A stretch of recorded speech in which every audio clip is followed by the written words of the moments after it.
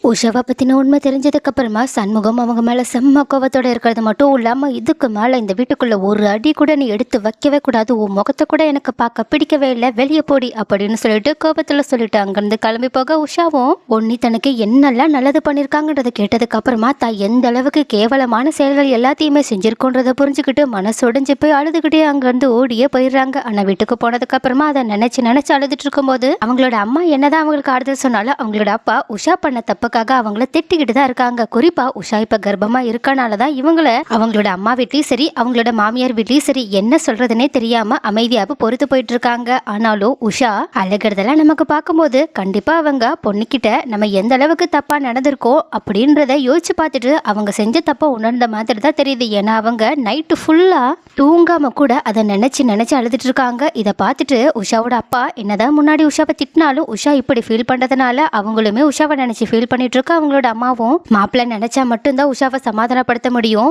ஏன்னா கர்ப்பமா இருக்க பொண்ணு இப்படி எல்லாம் அழுது ஃபீல் பண்ணிட்டு இருக்கிறது குழந்தைக்கு கொஞ்சம் கூட நல்லது இல்லைங்க. பேசாம நான் நாளைக்கு சம்மந்தி வீட்டுக்கு போயிட்டு உஷா இப்போ இருக்கிற நிலைமையை எடுத்து சொல்லி அவ இப்போ எந்த அளவுக்கு மனசு வருத்தப்பட்டு ஃபீல் பண்ணிட்டு இருக்கான்றதையுமே சொல்லி அவங்களை எப்படியாவது உஷாவை மன்னிக்க சொல்லியும் அவகிட்ட வந்து மாப்பிள்ளைய பேச சொல்லி வர சொல்லியும் கூப்பிட்டுட்டு வரட்டுமாங்கன்னு கேட்க. ஆனால் உஷாவோட அப்பாவோ அந்த மாதிரி கூப்பிட்றதுக்கான அருகதையை நம்ம எல்லாரும் இப்போ இழந்து நிற்கிறோம். ஏன்னா நம்மளோட பொண்ணால தான் அந்த குடும்பத்தில் அவ்வளோ பெரிய பிரச்சனை நடந்திருக்கு. அதனால இப்போதைக்கு நம்மளால அந்த வீட்டுக்கு போய் எதுவும் பேச முடியாது. ஒருவேளை அவங்களே இங்கே வந்தா வேணா அது நடக்க வாய்ப்பு இருக்குன்னு சொல்லிட்டு நம்ம யாரும் அங்கே போக வேண்டாம்னு சொல்லிட்டு அவங்களோட அம்மாவை தடுத்து நிறுத்திட. ஆனால் அடுத்த நாள் காலையிலேயே ஜெயா சொன்னதுக்காகவே வேண்ட வெறுப்போட சண்முகம் உஷாவை பார்க்கறதுக்காக அந்த வீட்டுக்கு வராங்க. அப்போ மாப்பிள்ளை வர்றதை பார்த்த உடனே ரொம்பவே சந்தோஷப்பட்ட உஷாவோட அம்மாவும் அவங்களோட ஹஸ்பண்ட் கிட்ட இங்க பாருங்க மாப்பிள்ளை வந்திருக்காங்க, எனக்கு நல்லா தெரியும் மாப்பிள்ளைக்கு உஷாவை ரொம்பவே பிடிக்கும், என்னதான் உஷா மேல அவங்க கோவப்பட்டாலும் உஷா மேல அவங்க எந்த அளவுக்கு அன்பு வச்சிருக்காங்கன்றத பாத்தீங்கல்ல, அவ அவ்வளவு பெரிய தப்பு பண்ணதுக்கு அப்புறமாவும் அவளை சமாதானப்படுத்துறதுக்காக வந்திருக்காங்கன்னு சொல்லிட்டு சொல்ல இதை கேட்ட உஷாவோட அப்பாவும் கொஞ்சம் லேட்டா சந்தோஷப்பட்டாலும் சண்முகத்தோட முகத்தை பார்த்த உடனே அவங்க இங்க விருப்பப்பட்டு வரல, ஏதோ சம்மந்தி வீட்டுல அவங்களோட அப்பா அம்மா சொல்லியிருப்பாங்கன்னு நினைக்கிறேன், அதனாலதான் வந்திருக்காங்கன்றத புரிஞ்சுக்கிட்டது மட்டும் இல்லாம அதை அவங்களோட அம்மா கிட்டயுமே சொல்றாங்க. ஆனா அப்பா கரெக்டா சண்முகத்தோட விஷயத்தை பத்தி பேசிட்டு இருக்கும்போது அங்க வந்த உஷா அப்பனா உண்மையாவே அவங்க என்ன மன்னிக்கலையா, பரவாயில்ல வேண்டாம், என்னால அவங்களோட முகத்துல முழிக்கவே முடியாது, அவங்க எப்போ என்ன மன்னிக்கிறாங்களோ அப்ப நான் அவங்கள பாத்துக்கிறேன்னு உடனடியா அவங்களோட ரூம்குள்ள போயிட்டு கதவை சாத்திக்கிறாங்க. ஆனா இதை பார்த்த உஷாவோட அம்மாவும் கொஞ்சம் தப்பா புரிஞ்சுக்கிட்டு உஷா என்னமாச்சு எதுக்காகமா கதவை போட்டுறன்னு கேட்டுக்கிட்டே கதவை தட்டிக்கிட்டே இருக்கா. ஆனா உஷாவும் உள்ள இருந்து அழுதுகிட்டே இல்லம்மா நான் கண்டிப்பா அவங்களோட முகத்தை கூட பார்க்க விரும்பலமா, ஏன்னா எனக்கு குற்ற உணர்ச்சியா இருக்குமா, பொண்ணுக்கு நான் பண்ண தப்புக்காக நானே என்ன அழிச்சுக்கிட்டாலும் பரவாயில்ல, என்னால அவங்களோட முகத்துல மட்டும் முழிக்கவே முடியாது சொல்ல அப்ப கரெக்டா இந்த மாதிரி உஷா பேசிட்டு இருக்கிறது எல்லாத்தையுமே அங்க வந்த சண்முகம் கேட்டது மட்டும் இல்லாம உஷா பேசுறத வச்சே அவங்க எந்த அளவுக்கு மனசு மாறிட்டாங்கன்றத புரிஞ்சுக்கிறாங்க. ஆனா இன்னுமே அவங்களால உஷாவை மன்னிக்க முடியாத காரணத்துக்காக அவங்களோட அப்பா அம்மா கிட்ட பரவாயில்ல உஷா சொல்றதோ கரெக்ட் தான், என்னால எப்போ மனசார உஷாவை மன்னிக்க முடியுதோ அப்பவே நான் வந்து அவளை பாக்குறேன், ஆனா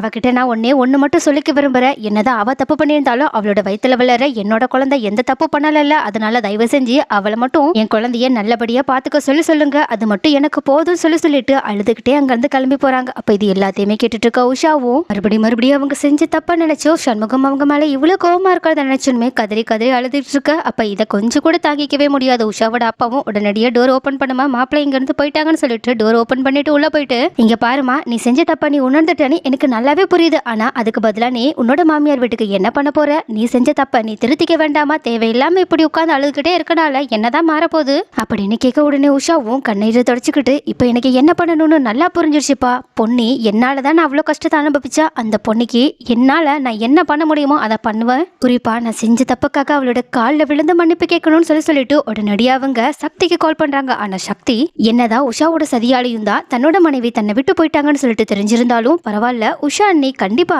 நல்லவங்க தான், அவங்க ஏதோ மனசு மாறி இல்லைன்னா ஏதோ தெரியாம தான் இந்த தப்பு பண்ணிருப்பாங்கன்னு சொல்லிட்டு உடனடியா அவங்களோட போன் கால் அட்டன் பண்ணிட்டு சொல்லுங்க அண்ணின்னு சொல்லிட்டு கொஞ்சம் வருத்தத்தோட கேட்க இதை காட்ட உஷாவும் ரொம்பவே சுகத்தோட தயவு செஞ்சு என்ன மன்னிச்சிருங்கன்னு சொல்லிட்டு மறுபடியும் அவங்க கிட்டயுமே ஆள ஆரம்பிக்க. அப்ப இதை தாங்கிக்க முடியாத சக்தியும் இங்க பாருங்க அண்ணி நீங்க செஞ்ச தப்ப என்னால இப்ப வரைக்கும் மன்னிச்சு ஏத்துக்கவும் முடியல, அதே சமயம் உங்களை வெறுக்கவும் முடியல, ஏன்னா எனக்கு என் அண்ணியை பத்தி நல்லா தெரியும், என் அண்ணி என் மேல எவ்வளவு அன்பா இருக்காங்கன்றத நான் பார்த்து நல்லா தெரிஞ்சுக்கிட்டவன், அது மட்டும் இல்லாம சண்முகம் அண்ணா கூட எதுக்காக உங்க மேல இவ்வளவு கோவப்படுறாங்க தெரியுமா, ஏன்னா அவங்க எங்களை விட உங்க மேல அதிகமான அன்பையும் அதிகமான நம்பிக்கையும் வச்சிருந்திருக்காங்க, ஆனா அது எல்லாத்தையுமே நீங்க ஒரு நிமிஷத்துல அழிச்சதுனாலதான் அதை அவங்களால ஏத்துக்க முடியலன்னு சொல்லிட்டு சண்முகத்தோட குடும்பத்தோட நிலைமையுமே எடுத்து சொல்ல இதை கேட்ட உஷாவும் எனக்கு என்னோட ஹஸ்பண்டோட நிலைமைய பத்தி நல்லா புரியுது. ஆனா அவங்க கண்டிப்பா என் மேல கோபப்படுறதுக்கு நான் அவங்க மேல எந்த ஒரு வருத்தமும் பட போறதில்ல. ஏன்னா நான் செஞ்ச தப்புக்கான தண்டனை இதை விட எனக்கு பெருசா இருக்கணும் தான் நான் ஆசைப்படுறேன். பட் எனக்கு இப்போ ஒண்ணுதான் பண்ணியாகணும். நான் பொண்ணுகிட்ட மன்னிப்பு கேட்கணும். தயவு செஞ்சு எனக்காக பொண்ணுகிட்ட உங்களோட போனை மட்டும் கொடுக்க முடியுமா? தயவு செஞ்சு அவங்க கிட்ட கொடுங்கள அப்படின்னு கேட்க இதை கேட்ட உடனேயே அவங்களா அப்பனா பொண்ணுக்கு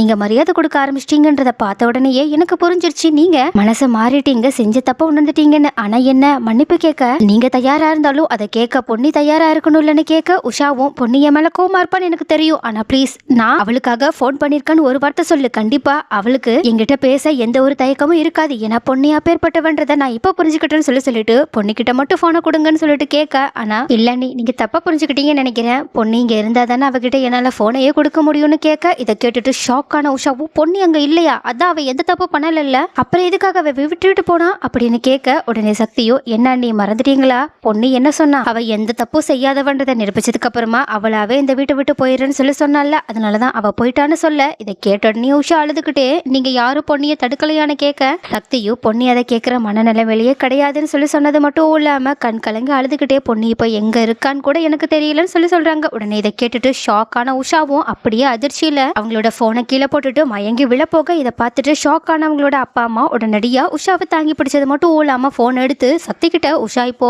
எந்த நிலைமையில இருக்கான்னு சொல்லிட்டு உடனடியா சொல்லிட்டு போனை கட் பண்ணிட்டு அவங்க ஹாஸ்பிட்டலுக்கு கூட்டிட்டு போக ஹாஸ்பிட்டல்ல சேர்த்த உஷாவை செக் பண்ணி பார்த்த டாக்டரும் இவங்களுக்கு பிபி ரொம்பவே லோவா இருக்கு, இவங்க ஏதோ டிஸ்டர்ப் ஆயிருக்காங்கன்னு நினைக்கிறேன், அதனாலதான் அவங்களுக்கு இந்த மாதிரி எல்லாம் நடந்திருக்கு, இவங்களுக்கு ட்ரிப்ஸ் உடனடியா ஏத்தி ஆகணும், அது மட்டும் இல்லாம இவங்களோட நிலைமை இப்ப சரியாகலன்னா அவங்களுக்கு சர்ஜரி பண்ற அளவுக்கு கூட போகலான்னு சொல்ல இதை கேட்டுட்டு உடனடியா பயந்து போன அவங்களோட அம்மாவும் அவங்களோட மாமியார் வீட்டுக்கு இதை சொல்லியாகணும், குறிப்பா மாப்பிளைக்கு இந்த விஷயம் தெரிஞ்சாகணும்னு சொல்லிட்டு உடனடியே ஜெயாக்கு கால் பண்ணி நடந்த விஷயத்த சொல்ல இதை கேட்டுட்டு பதறி போன ஜெயாவும் உடனடியே இந்த விஷயத்த சந்திரசேகர் கிட்டையும் சண்முகத்துக்கிட்டே சொன்னது மட்டும் இல்லாம அவங்கள பாக்குறதுக்காக குடும்பத்தோட சேர்ந்து ஹாஸ்பிட்டலுக்கு கிளம்பி போறாங்க. ஆனா ஹாஸ்பிட்டல்ல வச்சு கூட உஷா நான் செஞ்ச தப்புக்காக ரொம்பவே ஃபீல் பண்ணிக்கிட்டு அழுதுகிட்டே இருக்காங்க. இதை பார்த்தா டாக்டர்ஸுமே அவங்களோட அப்பா அம்மா கிட்ட தயவு செஞ்சு அவங்களுக்கு என்ன பிரச்சனைன்றதை பார்த்து சரி பண்ணுங்க, அவங்க இப்படியெல்லாம் அழுதுட்டு இருக்கிறது குழந்தைக்கு கொஞ்சம் கூட சரி கிடையாது, அது மட்டும் இல்லாம அவங்களோட பிபியும் ஸ்டேபிளாவே கிடையாது, இது ரொம்ப பெரிய பிரச்சனையா குழந்தைக்கு உண்டாக்க நிறையவே வாய்ப்பு இருக்குன்னு சொல்லிட்டு இருக்கும்போது கரெக்டா அங்க வந்த சம்மந்தியை பார்த்த அவங்களோட அப்பா அம்மாவும் உடனடியா உஷாவோட நிலைமையை சொன்னது மட்டும் இல்லாம தயவு செஞ்சு நீங்க தான் உஷாவை எப்படியாவது பேசி சமாளிக்கணும், ஏன்னா அவ செஞ்ச தப்புக்காக இப்ப ரொம்பவே வருத்தப்பட்டு இருக்கான்னு சொல்ல இதை கேட்ட உடனே சக்தியும் ஆமா என்கிட்ட அண்ணி பேசிட்டு இருக்கும் போதுதான் இந்த மாதிரி மயங்கி விழுந்துட்டாங்க, ஏன்னா அவங்க கிட்ட பொண்ணு இந்த வீட்டை விட்டு போயிட்டாங்கன்ற விஷயத்த சொன்னேன்னு சொல்ல இதை கேட்ட உடனே சண்முகம் அப்பனா உஷா உண்மையாவே 100% மனசு மாறிட்டாளா, பொண்ணுக்கு அவ பண்ண தப்புக்காக வருத்தப்பட ஆரம்பிச்சிட்டாளன்னு சொல்லிட்டு கண் கலங்கி அழுதது மட்டும் இல்லாம அவங்க உடனடியா உஷாவை மன்னிச்சது மட்டும் இல்லாம உடனடியா அவங்க அந்த ரூம்குள்ள போயிட்டு உஷாவோட கையை பிடிச்சு உஷா தயவு செஞ்சு கொஞ்சம் பொறுமையாவும் அமைதியாவும் இரு, நடந்தது தப்புதானாலும் அதுல நீ தப்பு செஞ்சவதானாலும் இப்பதான் நீ அதை புரிஞ்சுக்கிட்டல, அதனால நான் உன்னை இப்ப மன்னிச்சு ஏத்துக்கிடுறேன், அதனால தயவு செஞ்சு கொஞ்சம் அமைதியா இரு, ஏன்னா இது நம்மளோட குழந்தைக்கு நல்லது இல்லைன்னு சொல்றாங்க, எனக்கு ரொம்பவே பயமா இருக்குன்னு சொல்லிட்டு அவங்களோட கையை பிடிச்சுக்கிட்டால அப்போ கரெக்டா மயக்கத்துல இருந்து எந்திரிச்ச உஷாவும் சண்முக அழுகிறத கொஞ்சம் கூட தாங்கிக்கவே முடியாம அவங்களோட கையை பிடிச்சிட்டு மறுபடியும் தயவு செஞ்சு என்ன மன்னிச்சிருங்கன்னு சொல்லி அழுதுகிட்டே இருக்க அப்ப கரெக்டா உள்ள வந்த சக்தி சண்முகம் உஷாவோட கையை பிடிச்சுக்கிட்டு அழுதுட்டு இருக்கதை பார்த்துட்டு உடனடியாக அவங்களுக்கு கொஞ்சம் ஸ்பேஸ் வேணும்னு சொல்லிட்டு வெளியே போனது மட்டும் இல்லாம வெளியே எல்லாருக்கிட்டையுமே சண்முகம் அண்ணிய மன்னிச்சு ஏத்துக்கிட்டாங்கன்ற விஷயத்த சொல்ல இதை கேட்டுட்டு ஜெயா சந்திரசேகர்னு சொல்லிட்டு எல்லாருமே கொஞ்சம் சந்தோஷம் தான் படுறாங்க. முக்கியமா பவானியுமே நம்மளோட வாழ்க்கை தான் இப்படி வீணாயிடுச்சு, ஆனா நம்மளோட தம்பியோட வாழ்க்கையாவது இப்போ கொஞ்சம் சரியாயிடுச்சுன்னு சொல்லிட்டு கொஞ்சம் நிம்மதியை அடையிறாங்க. ஆனா சக்தியும் இப்ப நம்ம எல்லாருமே பொண்ணிய பத்தி நல்லா புரிஞ்சுக்கிட்டோம், ஆனா என்ன அது தெரியாத பொண்ணு தான் இப்போ நமக்கு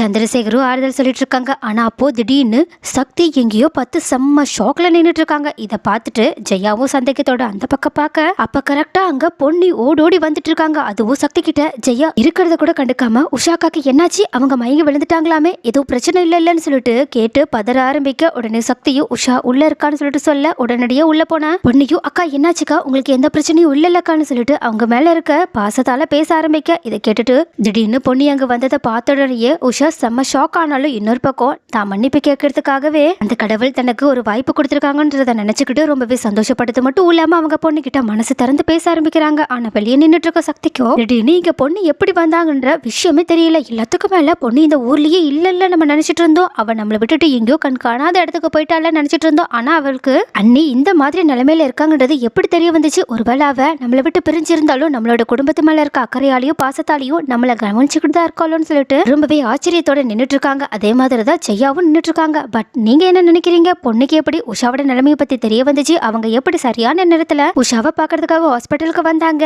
உங்களோட கருத்து என்னன்றத கமெண்ட்ல சொல்லுங்க.